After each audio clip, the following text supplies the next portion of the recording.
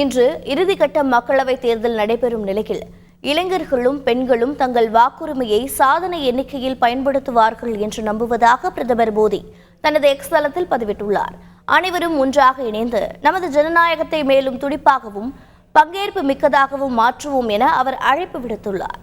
உத்தரப்பிரதேச முதல்வர் யோகி ஆதித்யநாத் இன்று மக்களவைத் தேர்தலில் தனது வாக்கை பதிவு செய்தார். கோரக்பூரில் உள்ள கோரக்நாத்தில் உள்ள வாக்குச்சாவடியில் அவர் வாக்களித்தார்.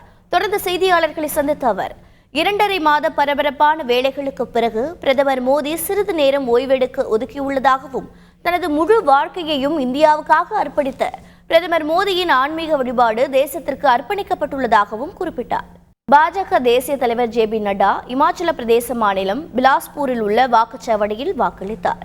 அவரது மனைவி மல்லிகா நட்டாவும் உடன் வந்து தனது வாக்கை செலுத்தினார். தொடர்ந்து செய்தியாளர்களை சந்தித்த நட்டா இந்தியாவை திறமையான, தன்னம்பிக்கையுள்ள மற்றும் வளர்ந்த இந்தியாவாக மாற்றுவதற்கு வாக்காளர்கள் பங்களிக்க வேண்டும் என கேட்டுக்கொண்டார்.